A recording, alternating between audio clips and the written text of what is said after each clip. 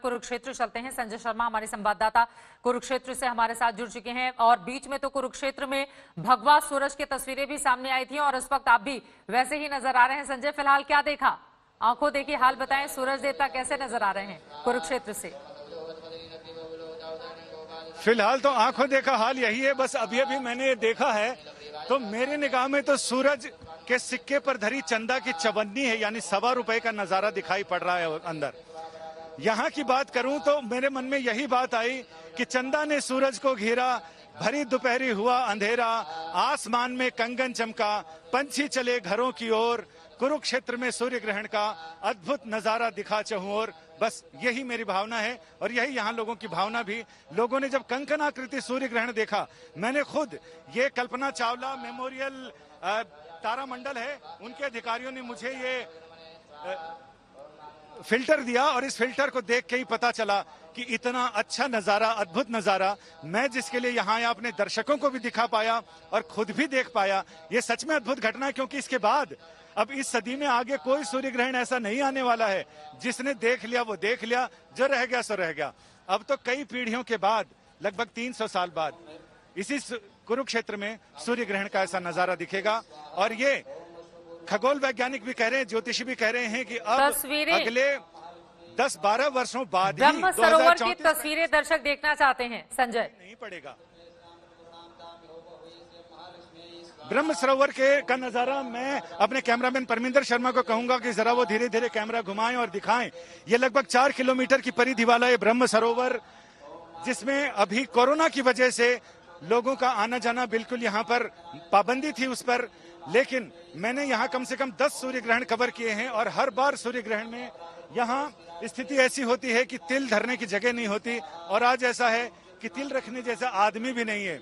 या तो कुछ खास लोग आए हैं, या फिर संत महात्मा आए हैं, या फिर हम जैसे मीडिया कर्मी आए हैं, जिनके ऊपर ये जिम्मेदारी है कि जो लोग यहाँ नहीं पहुंच पाए उनको यहाँ का नजारा दिखाना।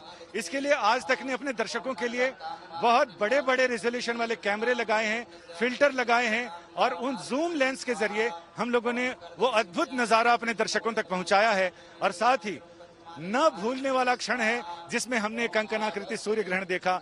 आसमान में कंगन चमका, पंछी चले घरों की ओर, कुरुक्षेत्र में सूर्य ग्रहण का अद्भुत दृश्य दिखा चहुं ओर। ऐसा नजारा है यहाँ। वाह, अद्भुत शब्दों के जरिए आपने अपनी बातें रखी हैं और यकीनन कुरुक्षेत्र से इसी तरह के शब्द और तस्वीरें हमारे दर्शक देखना भी चाह रहे हैं। भरी दोपहरी हुआ अंधेरा, सूरज परछाई से हारा, अलग अलग तस्वीरें भी सामने आ रही है। लेकिन मैं देख पा रही हूँ ब्रह्म सरोवर की तस्वीरों में डुबकी लगाना भी साधु संतों ने शुरू कर दिया है, जबकि 3:05 माना जा रहा है कि सूर्य ग्रहण की जो समाप्ति होगी वो उस समय होगी। संजय, लेकिन अभी से स्नान ध्यान में इस वक्त साधु संत हमें मगन नजर आ रहे हैं इन तस्वीरों में।